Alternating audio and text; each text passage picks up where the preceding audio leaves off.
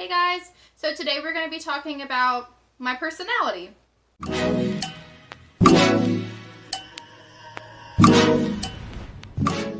So a few months ago I took a personality test, the Myers-Briggs personality test to be specific. If you guys aren't familiar with the Myers-Briggs personality test, there's a lot of information on it online. I will link some really good informational websites down below if you want to learn more about it. But this video is not really going to be explaining the personality test. It's just going to be talking about what my personality type means. And I did not know that I had this personality type. I always thought I was an INFJ, which they said was the rarest personality type. And I took the test, right? Took the test and got INFP. I didn't really relate to INFP, I felt like, at least. So then I got INFJ and I was like, this is me. And then I took it on camera again, like 2 years after, or a year after, and I got INFP-T. And I'd never heard of the T. Apparently there's T and A. INFP-T, INFP-A. I had no idea what that meant or why it existed. Today we're going to dive into it though, and we're going to I'm really going to try to understand exactly what my personality type is and what that means and why it matters. So again, like I said, I'm an INFP-T. I have my laptop here to get all the information. It says that I'm a mediator. So that sounds like me, just like from looking at it. It says here that an INFP, or at least me, I'm 63% introverted and 37% extroverted, which sounds about right. It says I'm 77% intuitive and 23% observant, which is my mental energy. Sounds totally right. It also says, as far as nature, it says that this trait determines how we make decisions and cope with emotions. I'm 76% feeling and 24% thinking. And then as far as tactics, I'm 79% prospecting and 21% judging. So that's how we work and plan things. And my identity is 94% turbulent and 6% assertive. This trait underpins all others, showing how confident we are in our abilities and decisions. So that is what the T comes from. I'm so excited! In my last video a few months ago, I said that I wasn't going to read up on this, and that was months ago. That was probably 6 months ago that I made that video, and I still haven't read up on it just because I wanted to make this video, and I'm not the kind of person who can wait for things. I have opened like Bully Make boxes before, and I've opened Nadine West bags before, and just thought like, I can't wait till I record this. I have to open it now. Because I just get so excited about things. So I'm really proud of myself for waiting this long, but really I just forgot, because if you remember that video, I said that my next video explaining everything was going to be next week, aka 6 months. Anyway, it says that mediator personalities are true idealists, always looking for the hint of good in even the worst people and events, searching for ways to make things better. While they may be perceived as calm, reserved, or even shy, mediators have their inner flame and passion that can truly shine. Comprising of just 4% of the population, the risk of feeling misunderstood is unfortunately high for the mediator personality type. But when they find like-minded people to spread their time with, the harmony they feel will be a foundation of joy and inspiration. That, I feel like, is extremely true. I'm extremely a shy person, but once you get to know me, I started explaining my passions, and I have so many passions, and I talk about life and blah, blah, blah. Basically, if I like something, I can never just like or dislike. I either cannot stop talking about it and I love it so much, or I hate it. It's the worst thing in the world, disgusting. I don't know why, but I'm just like a black and white kind of person. I'm trying not to be like that, but in reality, that's how I am. Maverick's just staring at me like, what are you doing? Why are you talking to yourself? Typically I don't record on the floor, so he's just like, what is happening? So it says here that, let's see, it looks like William Shakespeare as well as Alicia Keys are both INFP-Ts. I don't know how they know that, but apparently they are. And, alright, so it says here that we are idealistic. Mediators, friends, and loved ones Mediators, friends, and loved ones will come to admire and depend on them for their optimism. Their unshaken belief that all people are inherently good, perhaps simply misunderstood, lends itself to an incredibly resilient attitude in the face of hardship. So true! I always try to see the good in things, even whenever there's no good. I don't know why. I have so much optimism, which I'm extremely thankful for. Maverick, what are you eating? Is this styrofoam? So, about 4 months ago, I created this poof. Sewed it together myself and everything. And if you can tell, it's kind of like a beanbag. But I couldn't find any beanbag filler, and I got the wrong stuff sent to me on Amazon, so I had to go actually buy a beanbag and refill it with the beanbag filler that was in the beanbag. So I cut up the beanbag and put it all in here. As you can imagine, there were beanbag pellets everywhere. And for the most part, they're all gone. But every once in a while, we still find them in tiny little places around the house. Maverick was just chewing on half of one. How?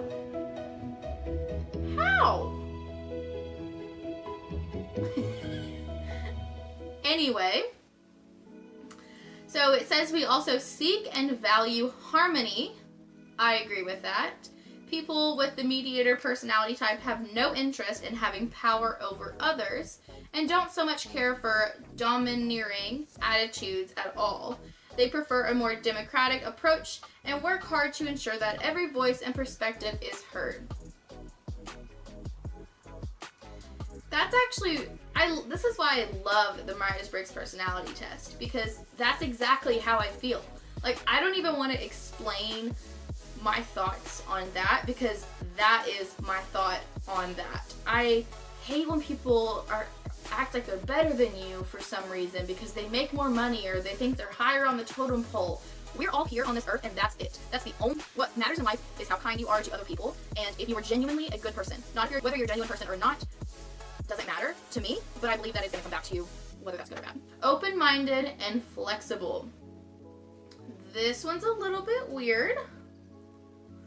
A live and let live attitude comes naturally to mediators, and they dislike being constricted by rules. Mediators give the benefit of the doubt too, so as long as their principles and ideas are not being challenged, they'll support others' rights to do what they think is right.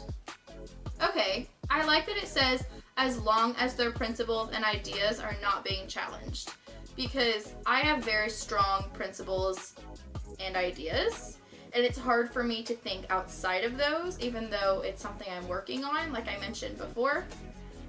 But that's true. If it's not something that is my die-hard principle or die-hard morals in life, yeah, I'm gonna agree with it and let you do you. Very creative. Mediators combine their visionary nature with their open-mindedness to allow them to see feelings from unconventional perspectives. Sorry if you can hear Maverick scratching himself. Come on, you can come lay. Let's see. Being able to connect many, what does it say? Being able to connect many far-flung dots to a single theme, it's no wonder that many mediators are celebrated poets and authors. I feel like I'm a very creative person. I can't draw, I can't write for shit, but I am a really good creative person. Like, I'm really good at, I don't even know how to explain it. I'm just very creative in my mind. Hi, buddy.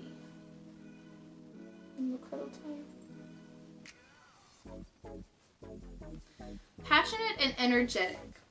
When someone... Ow! Passionate and energetic.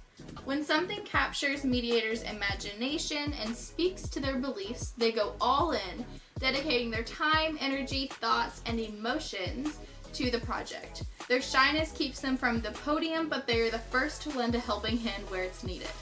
So growing up in school, I was really bad at projects, especially with other people. I just couldn't do it. And it was because I was super shy, and I would never be the one to speak. I would only be the person that did the least amount of work, not because I didn't like working, but it was because it was something I wasn't passionate about. When there's something I'm passionate about and then someone else is passionate about it, I don't stop talking about it. And when I'm passionate about something, I just constantly tell people about it, tell the people I'm close with about it. And if someone else wants help with that topic because I'm so excited about it, I'll immediately help them out no matter what. So that is so true. It says, dedicated and hardworking. While others focusing on the challenges of the moment may give up when the going gets tough, mediators, especially assertive ones, have the benefit of their far-reaching vision to help them through. Knowing that what they're doing is meaningful gives people with this personality type a sense of purpose and can even encourage when it comes to accomplishing something they believe in. So I agree and disagree with this because I agree I'm extremely dedicated and hardworking, but it's only when I'm passionate about something. If I'm just like about something, or if I know I have to do it, like it's not fun for me. That's a good way to explain it. Nope. If it's not fun for me, I probably am gonna quit real quick. And that is kind of what is my worst quality, I feel like, as a person, is because if I don't like doing it, and if I don't see that it's gonna get me somewhere one day, then I quit. And I don't know why. So although yes, I feel like with things I'm passionate about, I am dedicated and hardworking, it's not all the time. So I kind of agree and disagree with that. Too idealistic. I agree with this. Before I even read it, I know I'm going to agree with this. Mediators often take their idealism too far, setting themselves up for disappointment, as again and again, evil things happen in the world. This is true on a personal level too, as mediators may not idealize their partners, but idolize them. Wait. As mediators may not just idealize their partners, but idolize them, forgetting that no one is perfect. I'm going to take Maverick's collar off so that it doesn't shake whenever he's moving around. That's so true. That's like so true. The altruistic. Mediators sometimes see themselves as selfish, but only because they want to give so much more than they are able to. This becomes a self-fulfilling prophecy as they try to push themselves to commit a chosen cause or person, forgetting to take care of the needs of others in their lives, especially themselves. So true. Impractical. Oh, this is so me. When someone captures mediators' imagination, they can neglect practical matters like day-to-day maintenance and simple pleasures.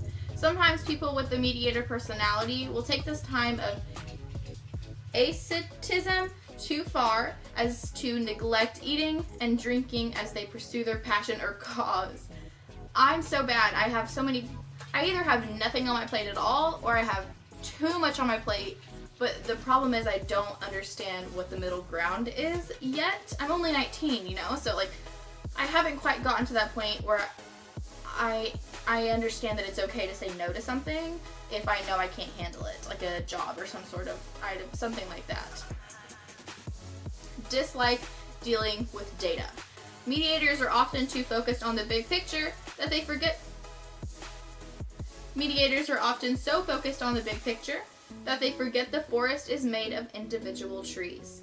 Mediators are so in tune with emotions and morality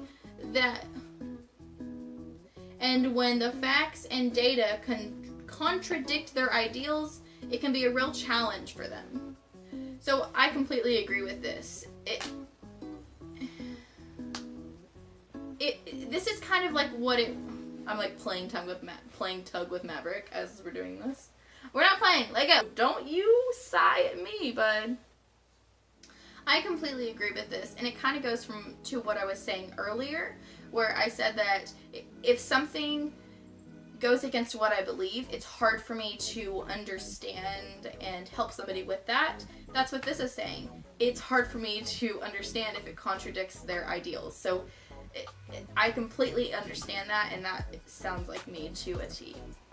This is going to be a long video. I just realized I've been recording for 20 minutes. So, this one is so me, it's insane. Take things personally. Mediators often take challenges and criticisms too personally, rather than inspiration to reassess their positions. Avoiding conflict as much as possible, mediators will put a great deal of time and energy into trying to align their principles and the criticisms into a middle ground that satisfies everybody. I want so hard to be. I want so much to be the person that can separate someone saying something that they mean for you to take personally and someone saying something as constructive criticism and wants you to get better. It is basically impossible for me to separate those two things until I step back and take a look at it outside of just my emotions, which is hard to do for me also to step back.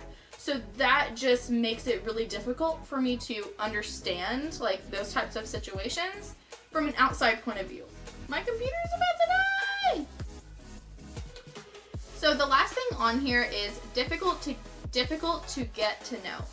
Mediators are private, reserved, and self-conscious. This makes them notoriously difficult to really get to know, and their need for these qualities contributes to the guilt they often feel for not giving more of themselves to those they care about.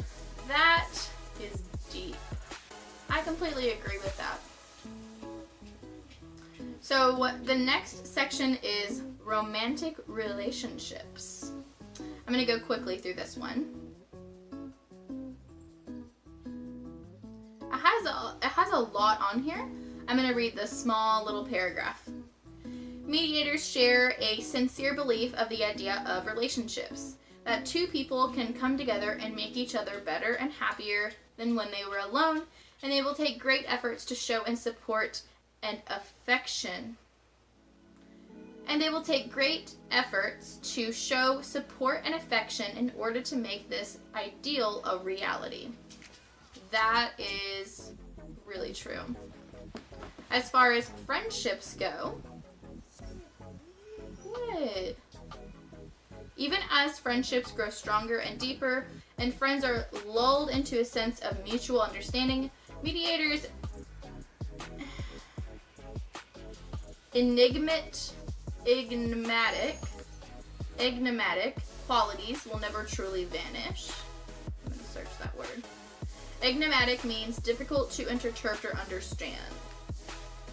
Even as friendships, basically what it's saying is even the more your friends know you, your qualities that don't quite make sense will never truly vanish. So even if people know me and have known me for years, they still can't quite put their finger on why I act the way I do. That's so true. So parenthood, which I'm not a part of, but let's see what I would be as a parent. Mediators never stop encouraging their children to learn and grow, and they consider it their duty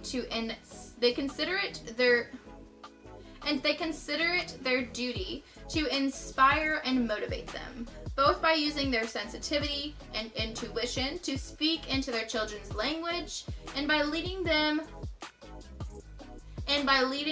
the way themselves. I don't know. Career paths. This one I'm excited for. Most any cause, idea, or field can benefit from the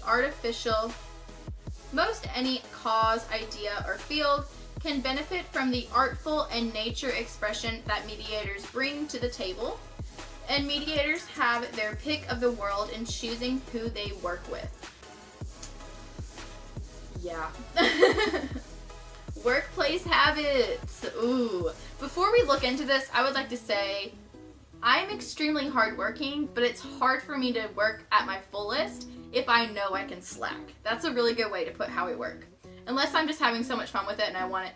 Like, for example, my normal job, if I can find ways to kind of like little loopholes and how I can slack without letting people know that I'm slacking, I'll do it until people notice, and then I go back to normal, but then I always slack back. It's a terrible process. But it's not big things, it's just little things that I catch myself doing and I have to like stop myself. But with YouTube, for example, I'm obsessed with YouTube. I love making videos and I love editing videos. So with things I'm passionate about, I work hard, so hard, too hard. And this video I'm probably going to edit after for probably 3 or 4 hours, trying to make it perfect and still not be happy with it, and then have to like delete some things and work on it tomorrow. It's going to be a whole thing, but I am so excited to have that process and I won't slack at all. So let's see what it says about me there.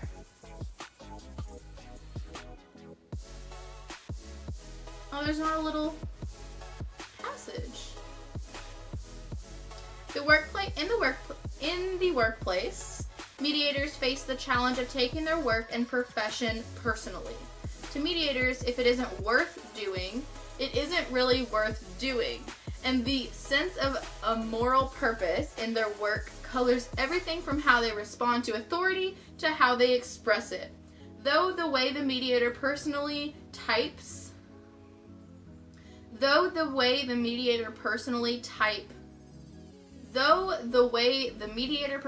type shows through depends on the position. There are a few basic truths about what the mediators seek in a workplace. They value harmony, need an emotional and moral connection to their work, and loathe bureaucratic tedium. Woo! I mean, that literally just sounds like me. Isn't that what I just said? Anyway, the last thing is the conclusion. The conclusion of this 30-minute video. Few personality types are as poetic and kind-hearted as mediators. Their altruism and vivid imagination allows mediators to overcome many challenging obstacles, more often than not, brightening the lives of those around them. Mediators' creativity is invaluable in many areas, including their own personal growth.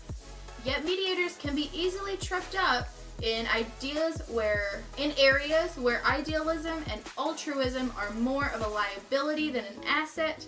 Whether it is finding or keeping a partner, making friends, reaching dazzling heights on their career ladder, or planning for the future, mediators need to put a conscious effort to develop their weaker traits and additional skills.